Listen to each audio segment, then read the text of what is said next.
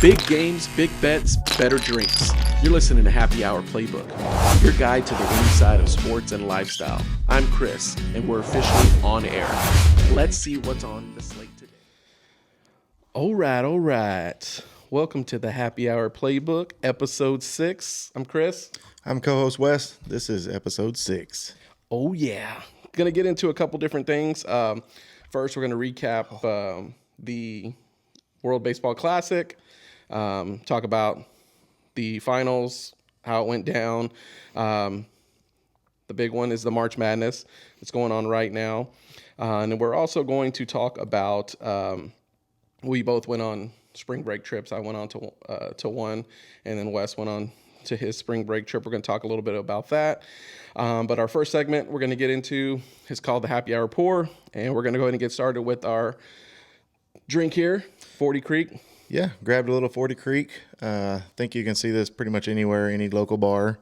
It's a Canadian whiskey. It's made in Niagara. It is significantly stronger, Oh, yeah.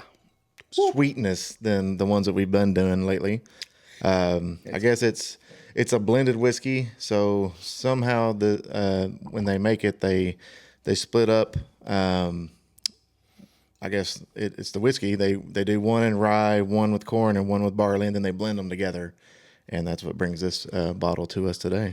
It's got, I don't know if you picked, I grew up eating a lot of pecans. My grandma had a pecan tree. I can see the pecan. Yep. Oh my gosh, that is actually very accurate.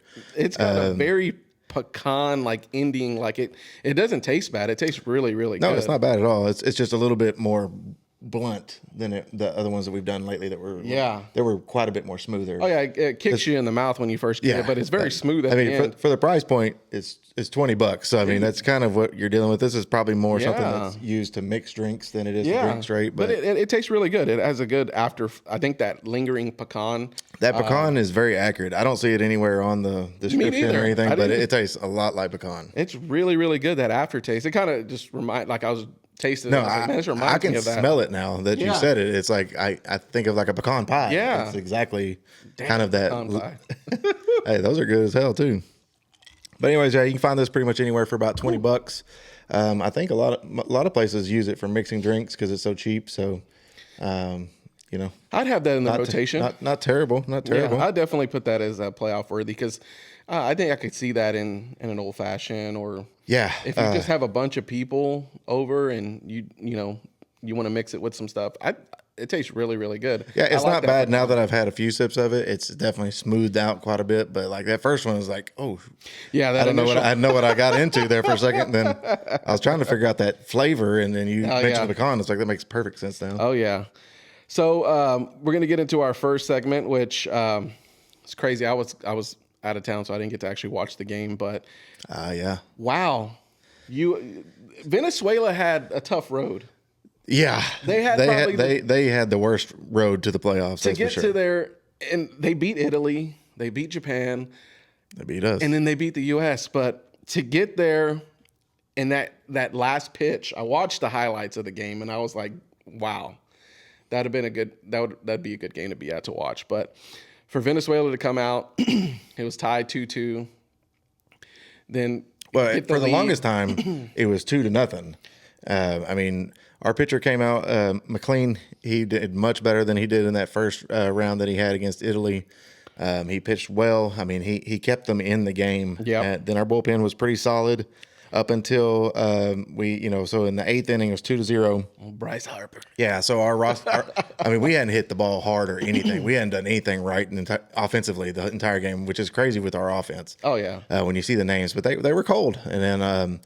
But then Bryce Harper hit the 2-run home run to tie the game in the 8th, which was huge. I mean, everybody's going nuts in the stands. It was a great moment. It reminds me of the last time we beat Venezuela. They hit a home run to go ahead late in the game, and we ended up coming back in the 9th inning and walking them off, which is very similar to what they did to us. We got into some pitching trouble in that 9th inning. We walked a few people and then gave up a double. Which was the emotions and stuff of these players. That's what I was getting. They definitely love representing their country. I think that's been a criticism for the United States teams over the years.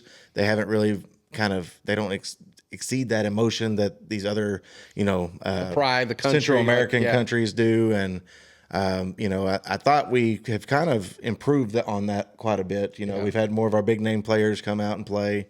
I thought, I think we had the better lineup when it came down to measurements as far as on paper, but they hit the ball and we didn't. And, they hit it when they needed to. I mean, when you get a walk and a base stolen and then all of a sudden a double puts you ahead to win the game.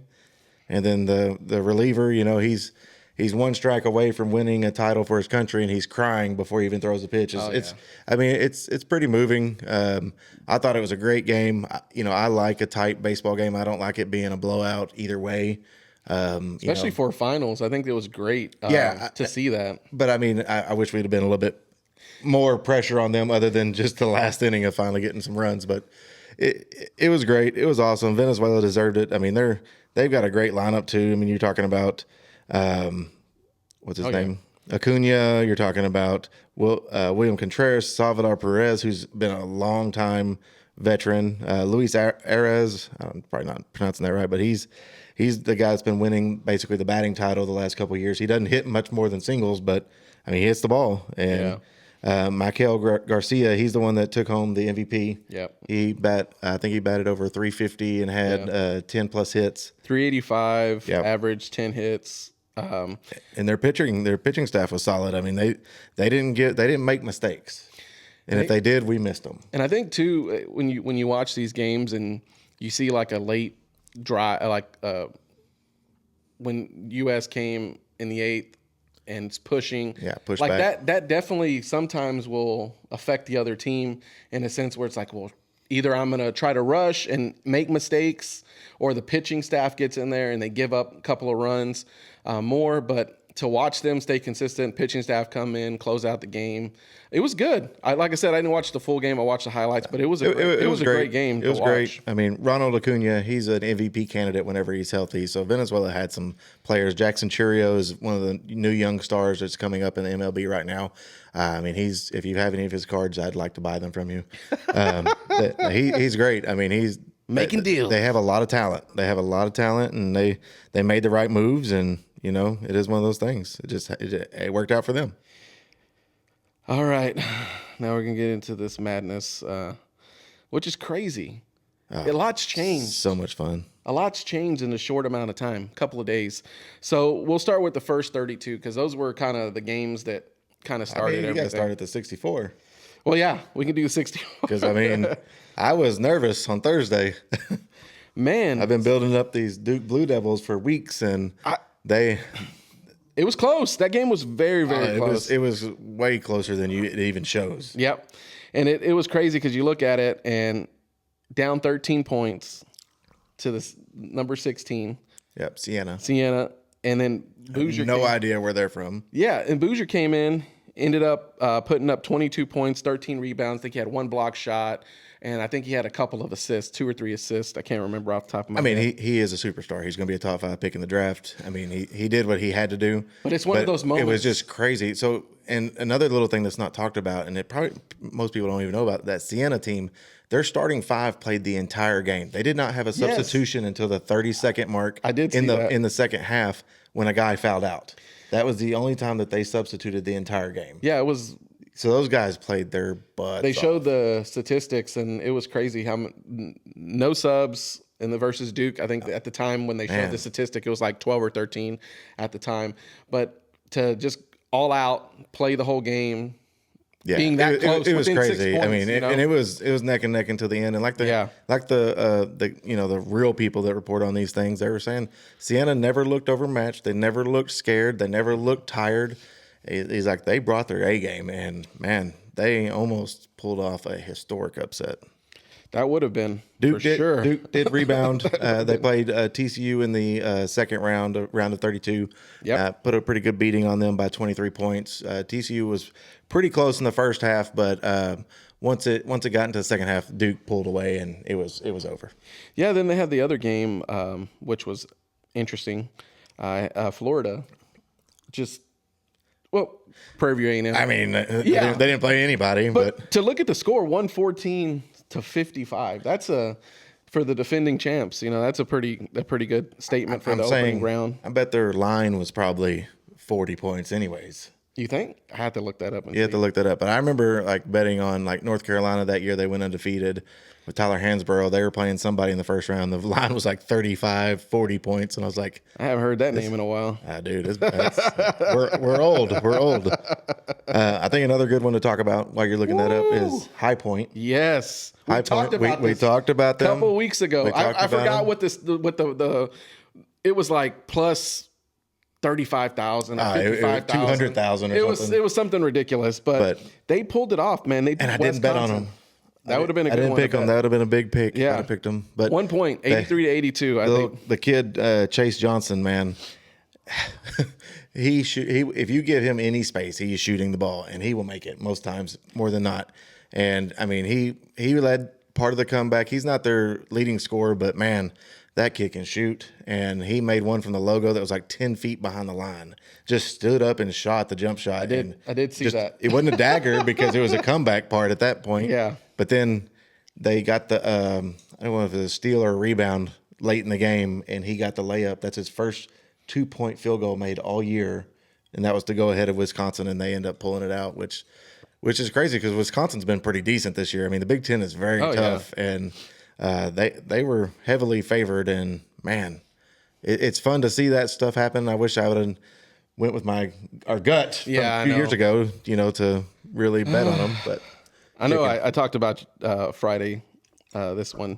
You didn't seem too shocked about it, but was VCU beating North Carolina.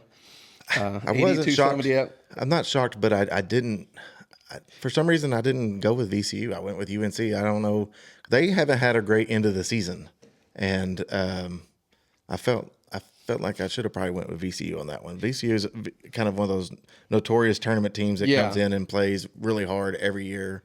Well, watching the game, you see they were down. 19 points, and then ended up coming back, which is crazy. Yeah, and it was. It says it was the largest first round comeback in history of the tournament, which had them moving on. Which we see they ended up losing the next round, but it's all about the small wins, though, for them. It is. The small teams, they're just looking to win one time, and it fucks everything up, and I like it. It's that chaotic, you said. You think UNC, you think Sweet 16. Yeah, you're gonna make it there at least to the Sweet 16. And I mean, right now they are all over this team about their coach leaving. Is this the last time that they, see him on the sideline? And he's been there forever.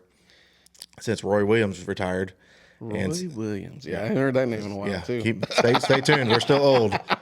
But I wasn't really surprised, but I don't know why I didn't go. I normally don't. I wouldn't have thought I'd have given them much favor this year.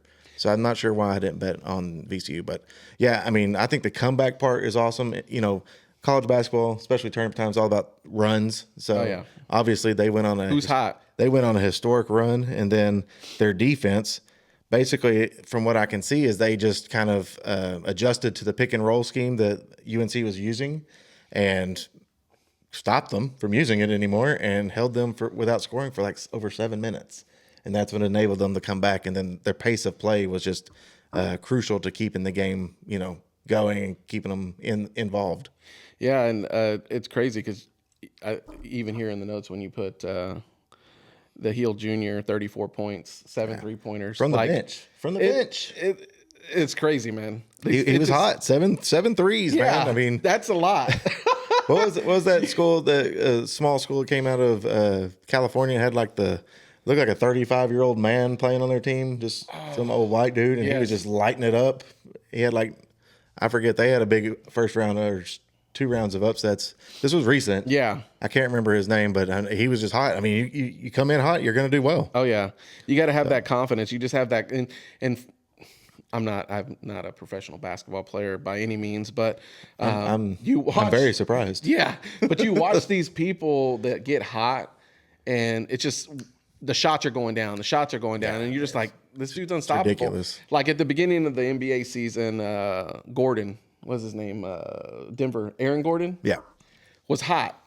I forgot how many 3-pointers he hit. Next game, he hit like 2, but like it's just that. He's that more of a rhythm. role player, but once in the NBA, once you get hot, people just keep feeding you the ball. Yeah. But speaking of somebody's hot, I want you to talk to me about this Michigan team. Oh my gosh, Michigan look legit. Yeah, so they came in. They were the first Sweet 16 team. That was a Saturday. They won. It was 95-72. They beat St. Louis. Larry Nerd. But it's crazy how good of a team that is. Just coming in, they're consistent. You look at the team that they played, and you're like, okay, is it unforeseeable that they were not going to win? No, they were going to win that game. But I kind of look at it like when I watched Duke play. Duke didn't have any confidence. They didn't have any kind of rhythm. No, Michigan came in hot. They came in like, this focused. Is your little brother. Yes. I'm going to show you where you belong. I mean, they have so many highlight dunks, and I mean, their team is just legitimately. To me, they're the new number 1 overall if they would reseed them. I still think, I mean, Duke's beat them this year, so they are beatable, but man, they look tough right now. Avila from St. Louis, who I call, or some other people call him Larry Nerd, big time player, was totally ineffective against them. Yeah. And I mean, I think that's the last time he may be playing college ball. He's probably going to get a chance somewhere else, but I mean, they left no doubt. Well, they just came in there focused. They stayed. It's like the task at hand. You know, your coach talks to you. They're like, all right, this is the goal, and we're here. And he probably had a great speech to start the tournament. And you know, they just look focused. They look like they know what they're doing. No, for sure. I agree. They're going to stay competitive. And I think now they're playing the next round. They have Alabama, which Alabama had a great game against Tech. Oh my God. They destroyed Texas Tech last night. Yeah. It wasn't even close. They never looked back. They were up 20 points and like still 4 or 5 minutes left. So I think that's going to be a good game. You got Big Ten versus SEC. We have a few things to look forward to this week at the bottom, and that's one of the games that I'm recommending everybody watch. Game of the week. Not game of the week, not game of one the of week, them. but it's definitely up there. So I mentioned this team when on Friday when we talked, and I'm very surprised at what this team has done. It's Texas. Oh my God, who isn't surprised? So they had a buzzer beater to get into the tournament. Yes. In the playing game. Yes. And then all of a sudden they stomp BYU and then stomp Gonzaga. Like, yes, I'm like, Vegas is losing their mind right now. Yeah, I'm like, Texas. Like, wow, where did you come from? You know, you come in barely, win by 2 points, and like I said, at the buzzer, at the buzzer came in. Then you played probably one of the better Gonzaga teams and beat them 74-68. Well, I had a lot of hopes for BYU. They have the kid. There's no chance I'm going to pronounce his name correctly, but he's going to be a top 2 pick. I mean, he's averaging like 30 points a game. And I assumed that he would take over that Texas game and obliterate them. And then I thought Gonzaga was weaker. See, I know you're saying that's one of their better teams. I thought they were actually weaker than the last few teams that we've seen come through with Chet and Sabonis and all them. But, oh yeah, Chet. I don't know. I felt like BYU was going to put on a little run, and I was wrong. Yeah, but when we were talking about Cinderella teams, that definitely was not one. No, I mean, you can't really call it. It's hard to call a blue chip school a Cinderella, but when you had no expectations of them making the tournament, and all of a sudden they're in the Sweet 16, I mean, somebody just secured them a raise. Yeah, because you're looking at it, and you're like, that's not a. I mean, the Texas girls are awesome, but that's kind of norm. But if you look at the men's team, I'm like, I didn't think they were going to go that far.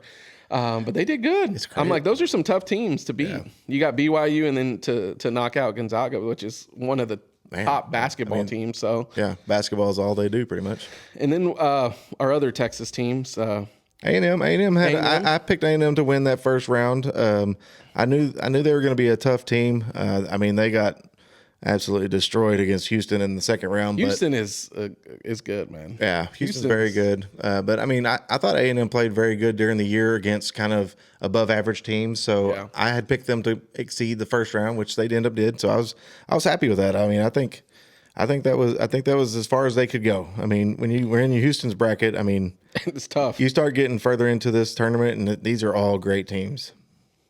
Yeah, and Houston, they play Illinois next, which Illinois just beat VCU was 76-55. But it's crazy as the bracket gets smaller and smaller and smaller. And we'll talk about the Sweet 16, what we got going on now. You have Duke St. John's, which should be Great game to watch. Yeah, you that's got gonna be Coach a good one. Calipari is now at St. John's, which if you wonder why they're relevant, it probably has to do with their coach. He's been there. He coached at Kentucky. He won, he's won championships with Who was them. the other? Louisville. Louisville. The Yep. dude, remember when he snapped his leg? Yep. That game I was watching, it was a great game to watch. But yeah, he's a great coach, legendary coach, I think Hall of Fame coach. I have that one as one of our games of the week. That's going to be a great game to watch for Yeah, sure. that's on Friday though. So, but Michigan State, UConn. I'm not worried. I'm not into that one. Then we have I hope UConn loses because I really hate for them to come out of nowhere and win this tournament again. They do it all the time. then we have Arizona and Arkansas. Okay, so I think this is one of the watches of the week. Arkansas has been playing lights out, and they played a very tough SEC schedule. Oh, yeah. And we can talk about the different conferences and stuff. I think the Big Ten's probably the toughest right now as far as Teams. as far as basketball yeah. goes. But SEC's tough. Big 12 with Houston and BYU, and usually Baylor's pretty relevant. They aren't this year, and then you've got Arizona now in the Big 12. Yep. I mean, and they've been legit all year. So I think them versus Arkansas is going to be a great game. It's probably going to be a nail biter. Oh yeah. And then you got Illinois versus Houston. I think this is Houston's statement beating the Big Ten team, but those are on Thursday night for the Sweet 16. And then we have Texas Purdue. I mean, watch it if you want to. I mean, it wasn't what I was expecting. Hopefully it's a close game. Those close games are nice because when it comes down to the fourth quarter, the basketball can turn 30 seconds into fucking 20 minutes. I mean, Purdue's tough. Purdue's very tough. I mean, they've got some bigs. I don't know how well they're going to match up. I would assume Texas is probably more athletically built than they are, but basketball's basketball. If the ball don't go in, it don't matter. Yeah. And then we said Michigan, Alabama. We have Iowa State, and Tennessee. Iowa State should run that one out of the building. And then we had, that was a good game they played too against Kentucky. And then we had the last one is Nebraska versus Iowa, which Iowa we were watching just not too long ago. Yeah, about last night. In fact, Iowa versus Florida. That was a close one. What a game! 73-72. Florida's leading this game almost the entire time, and somehow Iowa creeps back within 1 point. No. Yeah, I think it was within 1 point. And Florida played very aggressive on the press once I was trying to inbound the ball. Iowa breaks the press almost immediately and is in a fast break. What you get in a fast break that you want, penetration with a kick, wide open three. Yep. The net barely moved. Barely moved. And then I didn't like Florida's inbound play. They had basically the same situation. They had like 4 or 5 seconds to get the ball down. I think it's 4.5 to get the ball the length of the court and get a shot up to try to tie the game. And, the point guard just lasered all the way down the court, but he got so far under the goal, he was going to try to kick it back out. But then the time was already out. It didn't matter if somebody would have caught it clean. Nobody, obviously, it wasn't caught clean, and they just fumbled on the basket and the time ran out. But even if they would have had time to catch it clean, there was no time to get off the shot. I didn't like that. I feel like they should have spread the floor once they got down and tried a contested shot. I mean, a contested shot is better than no shot. Yeah. So, I don't know. That was painful to watch, but a lot of people in my brackets picked Florida, so good riddance. Yeah, they're done. So we have we're gonna give our little prediction for our Elite Eight teams. I'm gonna let Wes start off with his. We'll do the first top brackets. You got it. You want to look at this one? Hold on, I got you.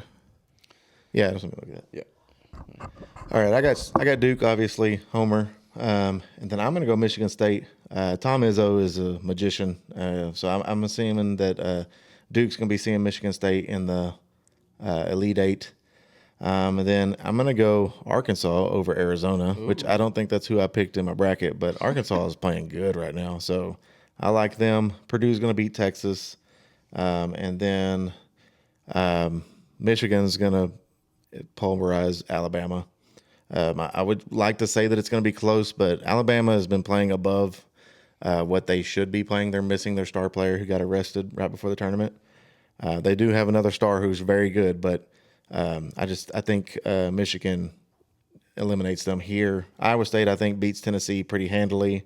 Houston, I think, is going to win a close game over Illinois, and I think Iowa's going to beat Nebraska.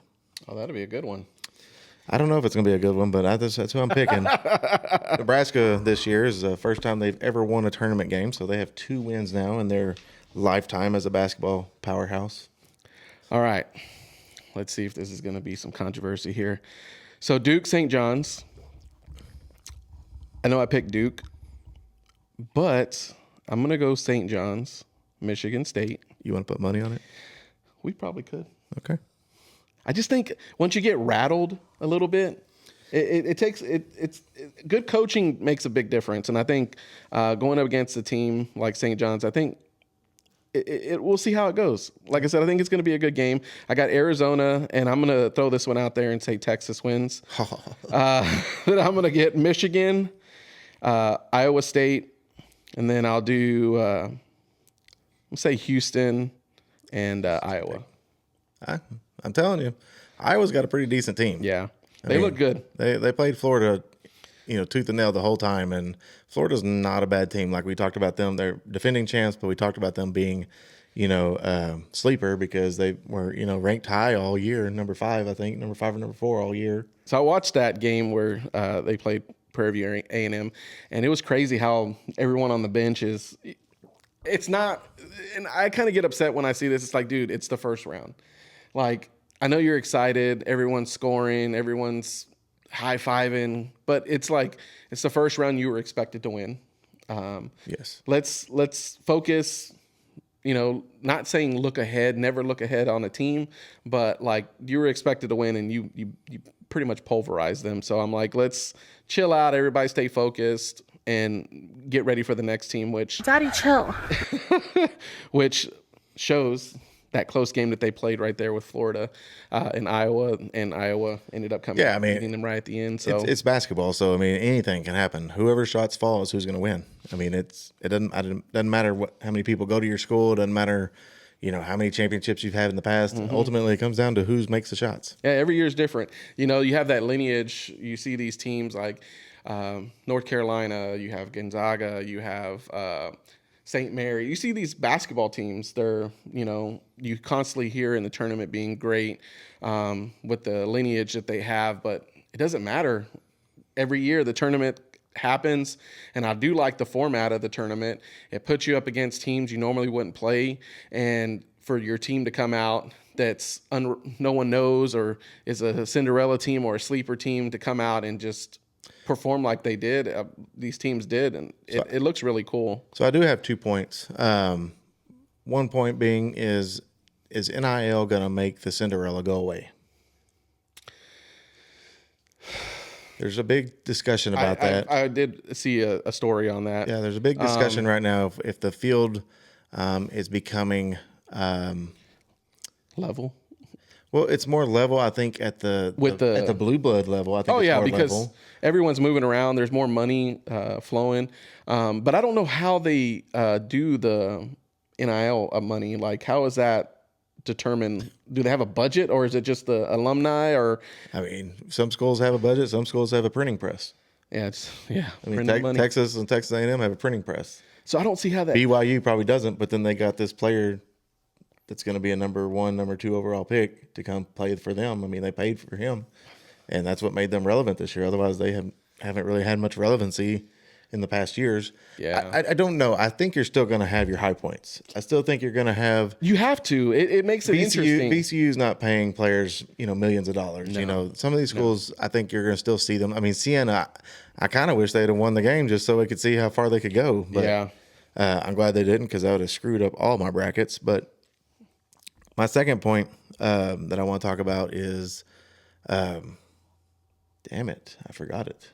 It was NIL. What was I going to say? Okay, fuck it. Never mind. All right. So we're going to go ahead and get into a little bit of the MLB, which is starting up here. Netflix. Wednesday. Yep. It's all on Netflix. If you click on it, it's the first ad that pops up. Yep. It's got Judge on there, and it's got a little logo of who they're playing. Literally, his head is Giants. like this big, and it's got the Giants logo like right there in the corner. So they're already promoting who they want to win that game. Well, I mean, he's the draw. Nobody you couldn't tell me one player on the Giants right now. Okay. If I asked you, This just popped in my head. So, is there an advantage to playing WBC and starting the season, or just going through your normal spring training and starting the season? so I think for an all pro, somebody who's a superstar, I don't think it matters. I think they're tuned up year round.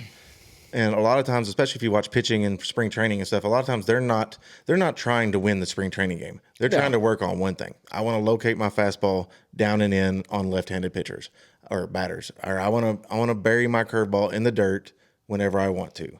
Like, they're working on specifics like that. They don't give a shit about what happens in the game, and that's it's hard to get caught up in all the hoopla about my team went 20-5 in spring training. I was like, well, the Kansas City Royals have been winning spring training for years, and they do have one championship to show for it, but that's about it. Yeah. I mean, but like it's about, I think the younger players really need that stuff, and they're not going to be getting picked for the World Baseball Classic. No. I mean, I don't know. I kind of wish the World Baseball Classic was maybe mid-December so that, You think more participation would happen from maybe players? I don't know. I mean, because like Tariq Skubal, who was our number 2 pitcher, or he was our number 3 pitcher, which he's legit a number 1 everywhere. He won the Cy Young last year.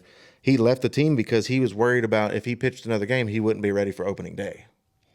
I can see him worrying about that. Yeah. Right, and I mean, I don't think these guys are worried about injury. I think that they keep their bodies in such good shape that they're getting treatment year round.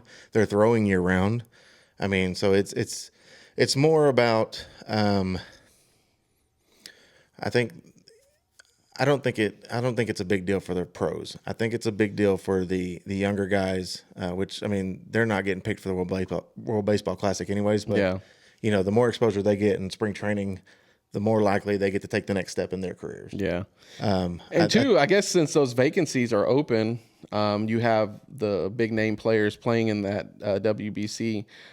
It probably does give them a little bit better practice in the spring training games, to see coaches can kind of see what these players have, the young players that it's an emotional setting, so it's you get to feel the vibe of the stadium and stuff. There's not a huge vibe at spring training. Baseball is definitely but like feed off the crowd, you feed off the energy. When you go watch, if you go back and look at the Dominican versus the U.S. game, their pitcher came out throwing 100 miles an hour.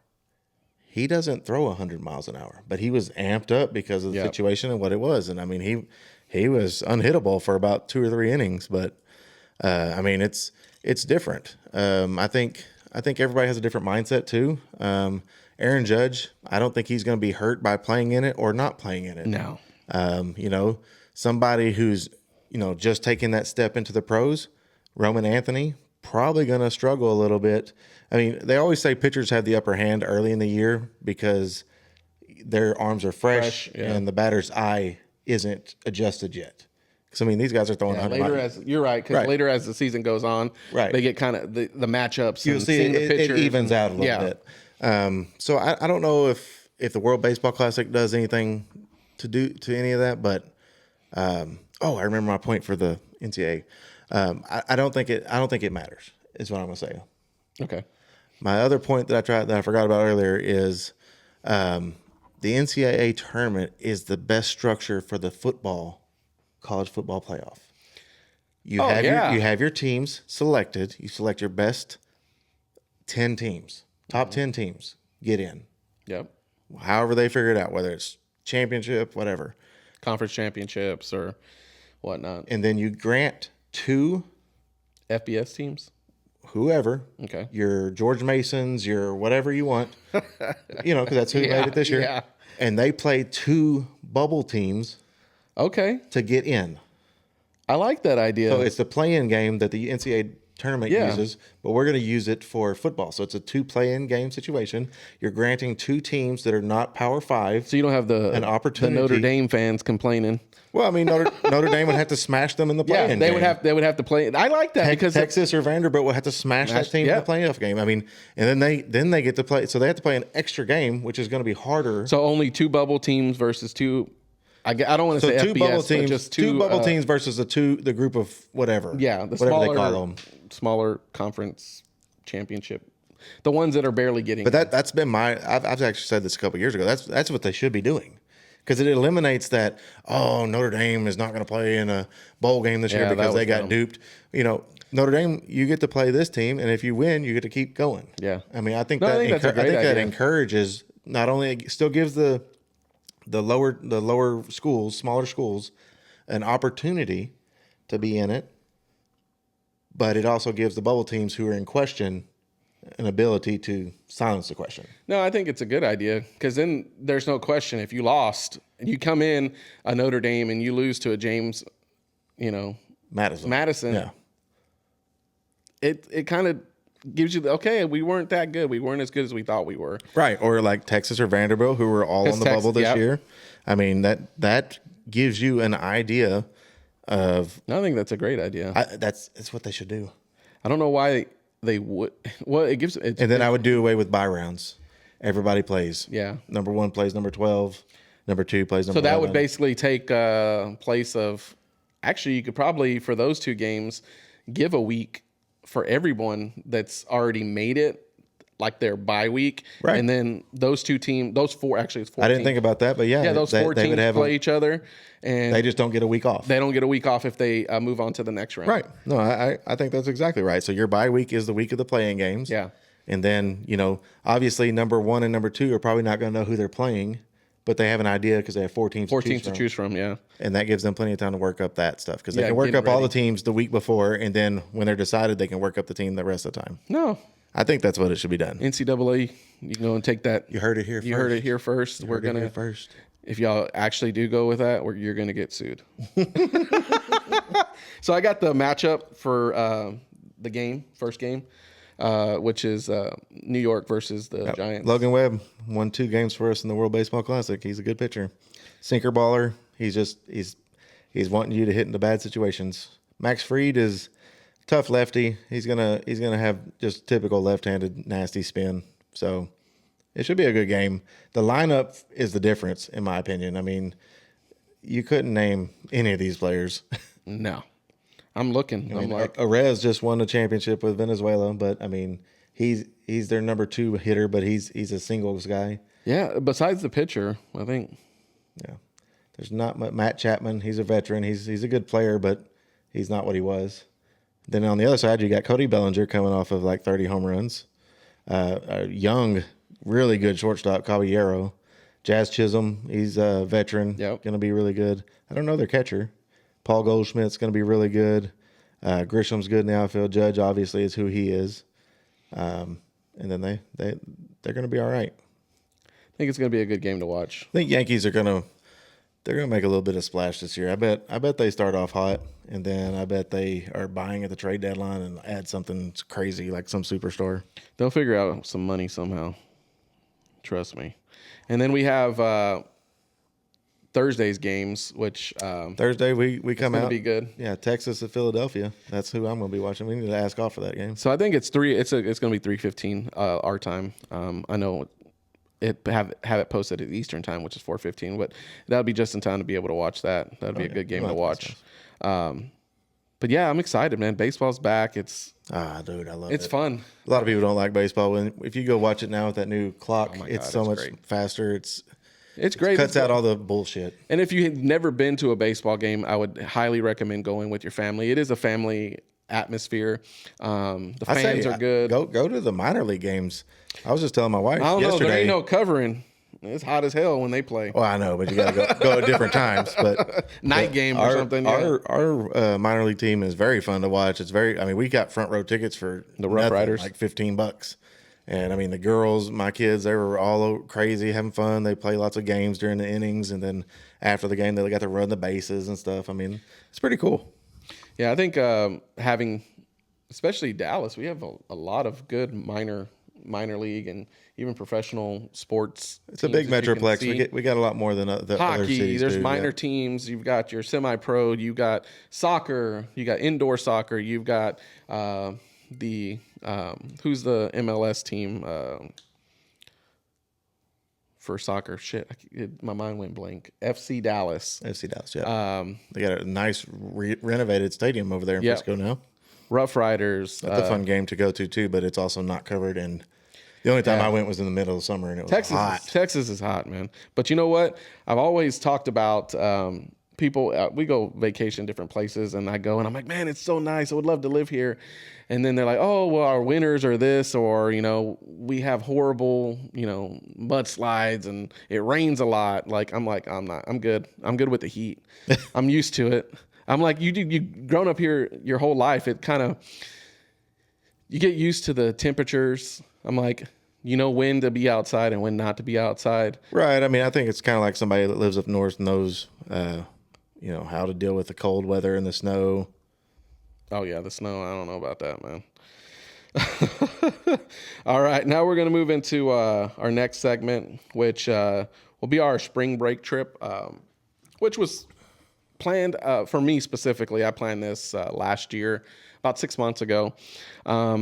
So we do a lot of national parks. I think last year we did, I don't know the number, it was like 15 to 17 new ones that we haven't been to. I want to say it was 17. Yeah, I think it's 17. Popping up in my mind. The previous year we did, I think 11.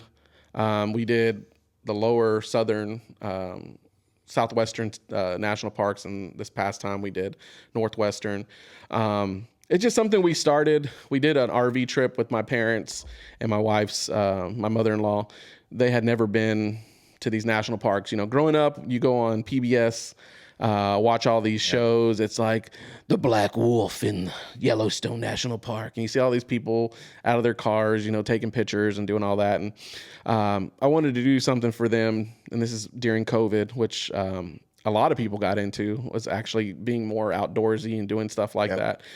So we rented an RV, went around Midwest, and we went more western to a couple of national parks that my parents and my mother-in-law wanted to go to. Did that. That was fun. Next 2 years, we did Disney trip. Then we went to Universal. And me and my wife decided that we wanted to get back into the national park thing because it was super fun. So started doing that.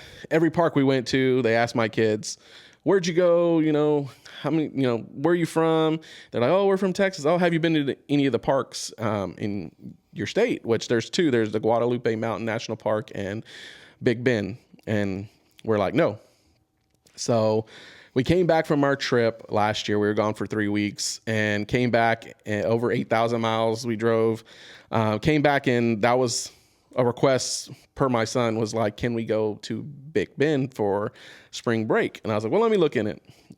So I look into it, trying to get reservations because that's like the hardest thing to get. You have to wait. So they release them in like spurts, and finally went to go look. I had a campsite, and someone right in the middle of the time that I had picked like a Wednesday to camp there one day. So I was like, you know what? I'm going to look for another way to go ahead and stay there. So we rented a geodome in Trilingua, and my expectations were not that high. You look at the pictures, it's super dry, desert. I'm like, I'll plan it as soon as the time comes. So as soon as the week before the time we leave, I started looking into everything, and we leave, plan some stuff, couple of sightseeing places we wanted to go. It took us about 8.5 hours to get there. We get to our little geodome. It's super cool. It's insulated. It's got, running water, which that's a big thing out there. Also, I'd agree with that. Yeah, it has an AC unit, which is big out there. Do you have a heater? It did have a heater. I had to find it. It got super cold 2 of the days. I'm talking like below freezing. But if you've never seen any of these geodomes, they are kind of like a golf ball. Turtle shell. Yeah, it's like a turtle shell golf ball cut in half, and it's got this one side has all these windows, and on the very top of it, it has an opening so you can see when you're asleep, the night sky, which is super dark out there. So you can see pretty much everything. We get there the first day. It was great. We got there about 5-ish. We went to one of the local pizza spots there, which was really, really good. It's called Long Draw Pizza. And we're sitting there eating, and my wife asked the question. She's like, what brings people to move here? Nothing. So I pull out my phone. Nothing brings them there. I'm like, Google it. They're like, isolation. People want to be isolated. People want to be off grid. A lot of the people don't want to be Murderers. monitored. Yeah, it could be. It could be the murder capital of the world. I don't know, but you can tell the people that are there are super nice. They're to themselves. They have kind of no worry. They're just kind of laid back. All the workers there were super chill. They probably do like some type of, traveling whenever they do the seasonal people to do the canoe trips, people to do snowmobile, hiking trails. Like they're basically taking you on all these little trips throughout the year, different places. But we went there. It was super cool. Food was really, really good. We met the owner. She was super cool. Pizza was reasonably priced. I want to say, I think the pizza was probably like $15 to $17. They had these little personal pizzas that I think they were probably like $8 or $9. They weren't too expensive. The first full day that we went to this, it's called Panther Junction, which is one of the Rangers visitor stations that we went to. And my kids got their junior ranger badges, which all the national parks do. They give you like an activity booklet. Depending on the kids' ages, they have to do so many activities. Once they do those activities, they go back to the counter, they get sworn in, they get these little badges. My kids have a vest that's filled with all these badges from all the national parks they've been to. So from there, my daughter wanted to go it's called Fossil Discovery Exhibit, and shows all the fossils I'm into dinosaurs. Since Jurassic Park, that kind of piqued my interest. That's our era. So. And they have all these different bones, Alamosaurus, the sauropod, this huge one that we had at the end of the Jurassic period. They have bones of that. They have, what is the one from Jurassic World, the Mosasaur? Mosasaur. They had the bones of that one. They had the pterosaurs, like the flying ones. So they had all those different things we could look at. They had an actual replica skull of a T-Rex, which is you can buy one of those. It's crazy because I thought about doing it. Dude, it's crazy because I looked at it and I was like, they weren't that big. Head-wise, their head wasn't that big. Bullshit. They're big. They're big, but it's not like you look at the movie, it's like, fuck, that's massive. But I always think about that guy on the toilet. And that was probably the best representation of the size of the head, like when he got eaten on the toilet, because my son was inside the T-Rex's head, and I was like, okay, that's pretty accurate on the size. They also had... That's as far as accuracy as the sizes that they found. They keep finding bigger ones. Oh yeah, which is crazy. So they have the skull of I guess it's the ancestor of like a crocodile. This thing's freaking massive. So about a month ago, Netflix released Steven Spielberg's The Dinosaurs. It's a documentary. It's like a 6-part documentary. Watched that yet. It's on like the most watch every day. Yes, so it's really good. I've watched like the first 4 episodes, but it talks about how before dinosaurs there were reptiles, and the biggest ones ruled the planet, like the ancestors of the crocodiles and all those. And then it shows the transition of when the first dinosaur came and kind of got bigger and bigger and bigger, and then they ended up taking over most as the dominant species on Earth.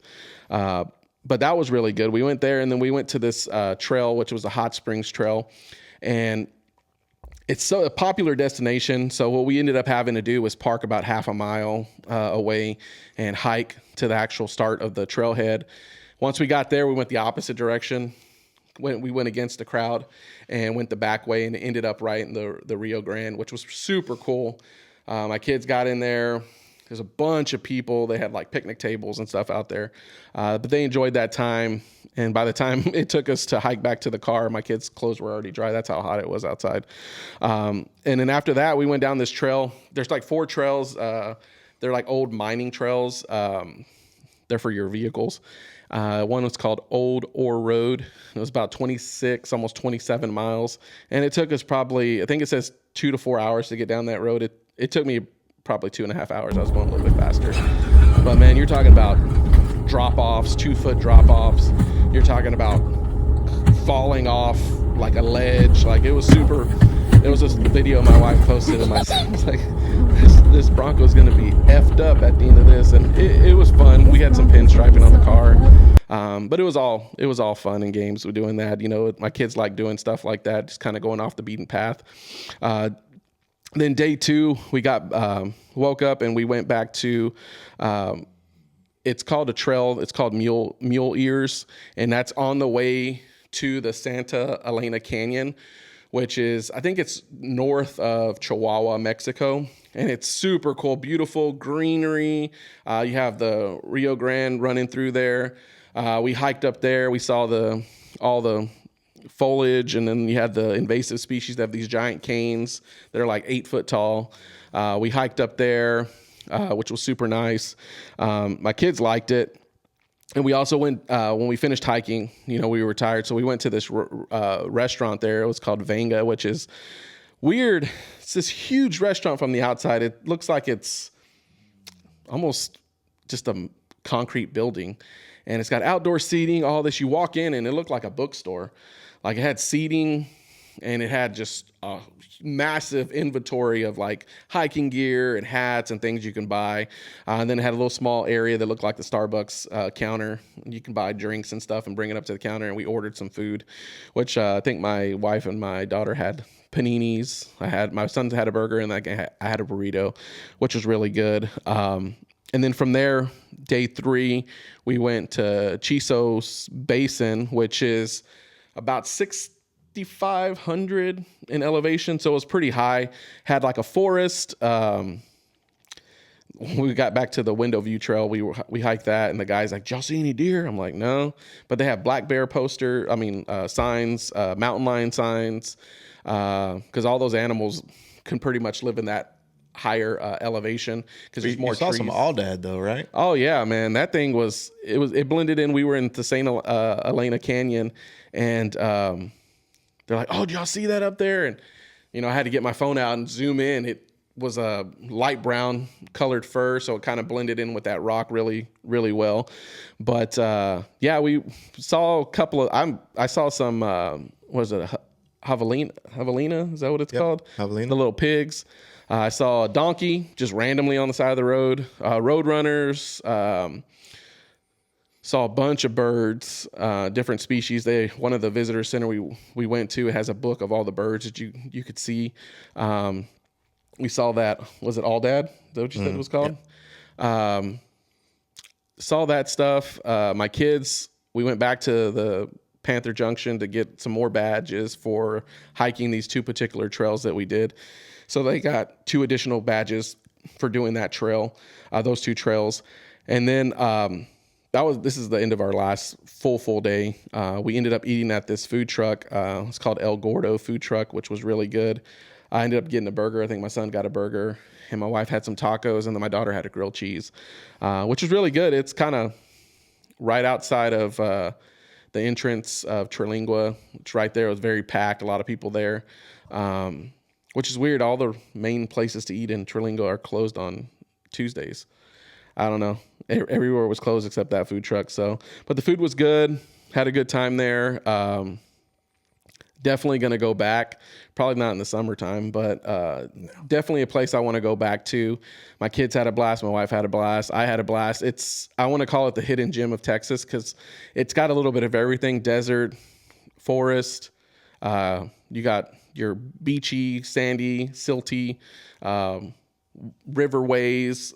One of our good friends, Brian, goes every year with his mom, and they do a canoe trip down there. So he's always telling us about how fun it is. And I talked to him on Friday when we got back and confirmed it. It's a beautiful place, man. It was so much fun. My kids had a great time, and I did too. But we're going to go ahead and get into Mr. West here. He got to go to How long was your drive? It was about 8.5 hours. 600 from my house. It was exactly 600 miles to our little geodome that we were in. So it wasn't too bad. I thought it was going to be longer because when we were planning it, if you put it into Google around this time, about 3 or 4, it's horrible. It's all red, and it told me like 10 hours and 30 minutes. But we left on a Saturday morning, and it was super chill. So, but we're gonna get in West. West got to go to Broken Bow, which, if you don't know, Texas, we call it our little oasis away from home. Broken Bow is super cool. It's very nice. It's only about 2 hours and 50 minutes from here if there's no traffic, which on I-30 there's never no traffic. So it took us about 3 hours to get there the first day. We left Wednesday morning. We just had a short trip because we had other plans this weekend. So we were there. We got there Wednesday, stayed Wednesday night, Thursday night, came back home Friday. Broken Bow, I mean, I could live there. I was telling my wife this whole time, every time I saw a house for sale, I was like, man, I could do it. I don't even know what they have for work there as far as hospitals or what, but we could figure it out. I mean, it's beautiful. It's so different than, first off, the rest of Oklahoma and and most of Texas. I mean, it's elevation changes. It's beautiful scenery, wildlife. I mean, it's Mobile Homa. Mobile Homa. That's west of Broken Bow. No, it's a beautiful place. These cabins are like, oh, man, they're nice. I mean, we stayed in a mobile home, actually. It was a double wide that was on it didn't even know it was a double wide at first, but it was just placed on a slab. It was very nice on the inside, comfortable enough. We had, it was me, my wife, and 5 other kids, and one of those is not mine, but he came along with us, and we got there. We got last few little things from in town, and then went out to the cabin to check in. They were still cleaning it, so we just kind of hung out for a second. I was very anxious to get some hiking in because I just love being in the outdoors. And once we got all our stuff packed inside and all our cold stuff in the fridge, we went to the Friends Trail, which is in the state park, Beavers Bend State Park. do you have to pay to get in there? You have to pay to park. Okay. You have to pay to park. You don't have to pay to get nice. in. That's nice. And it's cheaper to do, like, I did a 3-day pass. So Okay. like it was like $18, I think. Oh, that's cheap. Yeah, it wasn't bad at all. And I mean, we were planning on doing other things in the park, so I wanted to make sure we were covered. But so we pulled up, I got all the kids got out. We all, it's called the Friends Trail. We did this, me and my oldest, and so Lily's my oldest, and Landry, she's our third child. She did it when she was 2.5, and I think Lily was, Oh, wow. Lily was maybe 10 or 11. And so me and them two did it a long time ago, back in 2020. My wife was pregnant with Macy at the time, so she didn't do it. And then, so we got recreated some of the pictures that we had taken and nice. stuff. And, this is Macy's first time out there. And so we did this whole trail, and man, it was much harder than it was in 2020. And I don't know if it's because I was carrying a backpack with all the waters and stuff in it this time, or Dad duties. oh, man. And Macy and Landry are totally different people. Macy required lots of hands-on help to get up and down this mountain, and Landry never did. So, it is different, but we had a great time. The trail goes up the mountain. There's 2 trails. They all go to the same spot, but one goes directly up the mountain and down the backside, and you get down to the river that runs through the state park, and it's beautiful, crystal clear. We saw trout jumping out of it and stuff. There was lots of people fly fishing, which I've heard it's very hard fishing because they see so much fishing. They're kind of, they're just kind of beaten down. It's a little bit different than it used to be. Used to be they dump like every 2 weeks a whole bunch of trout, like thousands of trout, and you could go in there and catch you some or whatever. But I know my dad's been up there multiple times, and he always tries, and it's just very hard. And for that guy not to be able to catch fish is a pretty big deal. Oh, yeah, your dad loves fishing. Oh, yeah. So we did the trail, got all the way down on the other side, took some pictures, by the water, and then the other trail that you can take basically goes around the mountain, but it's just kind of on the side of the mountain where you could slide into the water. But we did it without any incidents, thank goodness. No one fell. No one fell. Made it back to the car, went back to the cabin, cooked, hamburgers, hot dogs, pretty simple stuff. Then we went to an ice cream shop, the Okie Girls, I think. Okie Girls Coffee and Ice Cream. They didn't have any flavors. They ran out of ice cream, apparently. They didn't have any chocolate. And so we kind of had to venture out off of our comfort zones and get some, flavors. Flavors. That we weren't used to. And, man, it was delicious. I got a pecan and pralines and cream milkshake, and it was delicious, but it wasn't worth the $12 that I paid for it. And you add 4 or 5 of those together, it starts to add up a little bit, but it was good. Went back to the house. Kids stayed up late, had a good time. Next morning, I got up. I had to run back into town because apparently I forgot to pack underwear and socks for this trip.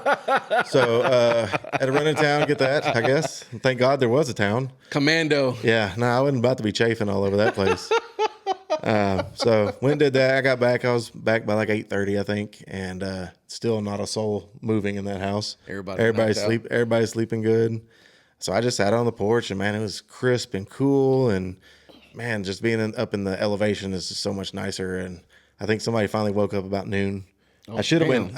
There was so that first hike we did was a moderate on the scale of hiking. It was 1.5 miles, 1.4, 1.5 miles. Oh, nice. And so the one I wanted to do is like 5 or 6 miles, and it's considered hard. So I didn't want to take the girls on that because they're still young, but I should have done it that morning. I was planning on doing it Friday morning, but we had to be out of there at 11, and apparently it takes like 4 or 5 hours to do that hike. So I didn't want to make my wife have to clean up everything on her own and all that kind of stuff. But no, you would have heard about it. Yeah, for sure. So I should have done it Thursday morning when everybody was sleeping because I could have got it done. Nobody would have cared. We went and did some kayaking in the river. I jumped off a cliff, which it took me a while to come down off of that thing, man. I got up there. I was thinking this was not going to be a big deal, and I looked over the edge, and I was like, I don't think I can do this. They should have gave you a microphone because we watched the video, and we were just waiting for him to jump. But I would have loved to hear him up there talking. I was like, I can see the rocks. Like, it's crystal clear. I can see the bottom. I'm going to hit the bottom. And 2 freaking teenagers came up there and jumped off. So I was like, I got to jump off now. So I jumped off. And yeah, you don't want to do the walk of shame walking away. I don't think I ledge. could. I don't think I could get back down. Like, I mean, I gotta do it. It was a questionable getting up there. Like, you're just holding on to the side of this cliff. Like, man, what kind of idiot 40-year-old does this? But anyways, after many a boos from the crowd and my children, I jumped off. And which was funny because your wife said that I guess that one of the ladies in the crowd was talking shit the whole thought you time. were she was talking shit, but she thought you were a kid. No, the kids that jumped with me, their mom thought I was a kid. Oh, so they were like, she was sending them up there to help me, thinking I was some kind of 18-year-old kid that's scared to jump. No, I'm a 40-year-old that's scared to jump because I know what happens if I hit the bottom. But no, some lady was out there talking shit, saying to her, I guess, I don't know, her grandkids or whatever, that this is why you don't make dumb decisions. Yep. Using them as an example. Yeah, whatever. Water was amazing, man. It was so cold. And you jump in, once you get out, you just feel like a different person. I don't know if this is true, but wasn't that like a quarry of some sort that they filled with water? I don't know. The lake is beautiful. We didn't go to the lake. It's very quiet. I mean, it's crystal clear. I mean, it's 90 feet when you jump. We've launched boats off of their dock several times for one of their, I don't know what you call it, public pier or whatever. Yeah. And it's 90 feet deep right there. It's crazy because we would hike and you look at the rock formation and you see these veins running through it of this. I don't know if it's quartz or there is lots of quartz, but it's just this beautiful veining going through these rocks. I don't know if it was a quarry, but I mean the lake is beautiful. It's crystal clear, cold. I mean, we've been out there many times in the summer and it's still cold. You jump in and you're freezing and it feels amazing. I think it's just because it's so deep. Maybe. It's so deep that water just Let me see if it was. It stays cool. And then you said y'all went to some what was it, putt? Yeah, so after we did the kayaking, we went back to the house, made some sandwiches and stuff just to kind of feed everybody. And then there was a place that just opened up. It's called Pickle, Putt, and Pour. So it's like a pickleball area. Supposedly they're going to have a putt zone and then a bar, obviously. That's cool, man. Yeah, we got there and it was not any putt. They didn't have it yet. But they had pickleball courts set up. I think they had 3 courts. Very nice courts too. And then they had like a playground area for kids with like a gaga ball area, which I don't even really know what that means, but the little kids knew what that was. But and then they had a bar out there where you could order drinks and stuff. And it was a young couple that was running it, and they were super nice. And we had a good time. Definitely delivered on my son the win that I told him I was going to do. On the pickleball? Man, this kid, He It's tough. doesn't think that I can do anything, but then I have to remind him that I can. And I smashed him in pickleball, and had to leave that out there a little bit. So maybe he'll grow up You one just day. get the pickleball paddle and just set it down. And I know he'll listen. He's my biggest fan because he wants to hate on everything I do too. So I know he'll be listening later, but that's fine. That's fine. He'll grow up one day. It's tough. We played. We had a happy hour we went to, and this is my first time playing pickleball, and I was a little bit intoxicated. I think all of us were. Yeah, it was the only way to do it. But it was still fun. Like getting out and just. If you got a competitive bone in your body and you're doing it, you want to win. You're regardless. gonna hurt yourself. You could hurt yourself. We had one of our fellow friends out there, and she was a horrible teammate. Yeah, she's not good at anything. I don't care if she's a D1 athlete or not. She's not good at any sports. Horrible. And I'll remind her, Horrible. Kirkland, you're not. Kirkland is not an athlete. You're not good. She was. I had her first, and I think we switched. No, I just smashed and beat everybody. No. Did we switch partners? Because she was my partner. I never had a partner. I thought you had Rachel. Oh, I did have Rachel. Yeah, so I think we ended up switching, but we were both unsuccessful with our partners. Yeah. They were not athletic, so but which is hilarious because one of them is a D1 athlete. Yeah, D1 athlete. Either way. She claims. I can't seem to find any. Yeah, I don't. No records found. No records of this, but never found. We looked. So no, it's a lot of fun. A good buddy of mine, Kevin, he plays a lot now. Apparently, he told me he goes up to the Oasis Club here in Rockwall. Oh yeah, and they play pickup games, and he said that they just destroyed him for like 3 hours and 1,200 calories. And Kevin's not a bad player. He's a ping pong player, so I know he knows how to play. So there must be some legit players up there. But I may get brave enough to one day do that. I don't know. I don't know if I'll ever have the time. Well, we've had several doctors tell us that a lot of people they work on are pickleball players, and these people aren't young. No, they're like 50s, 60s, and they're out there on that pickleball court. They're wanting to get them ACLs and Achilles tendons fixed so they can get back on the court. So I'm like, it's very competitive. That's my fear. If you've got people out there that are wanting to get back on the pickleball court, you go to Oasis and you're in there and you think, oh, this is going to be an easy We know one. people that also have gone like a Ninja Warrior course and torn their Achilles as well. Oh my gosh. I don't know what they were thinking. Yeah. He thought someone kicked him in the back of the Achilles. Uncle Kenny. But, we'll leave that where it lies, too. We'll leave that where it lies. We'll have to get him over here to tell the story. He'll tell it probably a different way. Yeah, for sure. He'll make it sound more interesting. I was actually in a blood sport. We were fighting to the death, and the guy came with a razor blade behind my Achilles and cut it. Yeah. But we're going to go ahead and conclude episode 6 of the Happy Hour Pour. We'll be back next week to talk about a little bit about the Elite 8, and then we'll see if the Final 4 should be going on. Yeah. Should be going on then, so we'll have a little bit more information on that. Baseball be started. Yep. We're going to talk about that. First reactions, and then the Masters. Oh my God. Coming up. PGA. The Masters. Yeah, that's going to be a good one. Oh, man. It's that time of year. Oh, yeah. It's golf weather. Well, I don't know if it's too hot. It would have been golf weather today, but Yeah. I think it's a little breezy, too. So, But don't forget, like, subscribe, YouTube. Anywhere that you listen to your podcast, go ahead and follow us, download the episodes, listen to them. If you guys have any topics you want us to talk about, any suggestions on drinks, whatnot, you can leave comments on Spotify, Apple Podcast, YouTube, and even on our Instagram, Facebook, and TikTok. Leave any messages you want. We'll go ahead and read those and go from there and try to integrate those into the episodes that we see kind of where it's relatable to that. So, but thank you guys for joining. We'll go ahead and see you guys next time. Cheers. Peace. For today's Happy Hour Playbook, I'm Chris, and we're officially off the clock. Make sure you follow us on Instagram, YouTube, Spotify, and Apple Podcasts so you don't miss out on our next slate of picks.